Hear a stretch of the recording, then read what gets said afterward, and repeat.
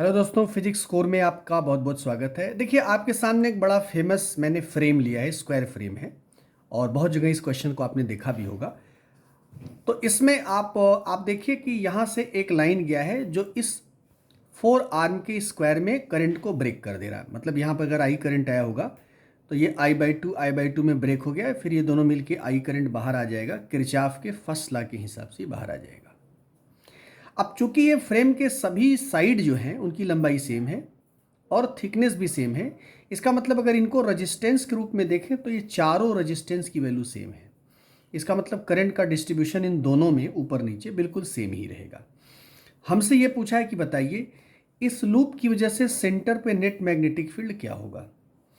तो यहाँ बहुत क्लियर है कि एक मैग्नेटिक फील्ड इसका बनेगा, एक इसका और एक इसका, 4 मैग्नेटिक फील्ड बनेगा, जैसा कि मैंने यहाँ लिख रखा है BAB, BBC, BDC और BAB। यहाँ पर आप इसको देख पा रहे होंगे। अब इसमें बात यह है कि इसमें जो अपोजिट के वायर हैं, ये वायर और इसके अपोजिट वाला ये वायर इसके अपोजिट वाला ये वायर, ये दोनों ही फ्लेमिंग के राइट हैंड थंब रूल के हिसाब से अपोजिट फील्ड बनाएंगे।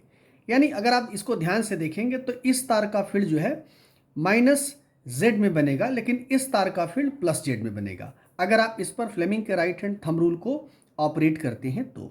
उसी प्रकार से AD जो वायर है, इसमें जो मैग्नेटिक फील्ड बनेगा वो पॉजिटिव जेड में बनेगा, तो जो BC है इसमें बनेगा निगेटिव जेड में। तो अगर हम सबका वेक्टर समेशन निकालेंगे, सबको ऐड करेंगे वेक्टर के हिसाब से, अगर हम लोग सबको ऐड करें तो पहले तो सबको एडिशन का फार्मूला लग देते हैं। इसके बाद जब इसको स्केलर फॉर्म में लाएंगे तो सबके साइन कन्वेंशन को पुट करेंगे, तो हम पाएंगे कि आमने सामने के दोनों ही फील्ड एक दूसरे के अपोजिट डायरेक्शन में है। अब चूंकि इनकी लंबाई सेम है और इन सब में करंट का डिस्ट्रीब्यूशन सेम है और इस पॉइंट से सारे डिस्टेंसेस भी क्या है, सेम ही है। ठीक है, इधर का डिस्टेंस और ये इधर का डिस्टेंस, सारे डिस्टेंस सेम है। आपको तो पता है जो स्ट्रेट लाइन का फील्ड है ये दो ही वेरिएबल पे काम करता है, करंट और गैप यानी डिस्टेंस। करंट भी सेम सभी आर्म में और पॉइंट ऑफ जो हमारा ऑब्जर्वेशन है वहाँ से तार का लंबाई भी सेम यानी तार का दूरी भी सेम। इस चक्कर में हमें ये पता चल जाएगा कि सभी फील्ड इक्वल एंड अपोजिट बन रहे हैं और इनका जो समेशन होगा नेट फील्ड या टोटल फील्ड के रूप में ये बनेगा 0।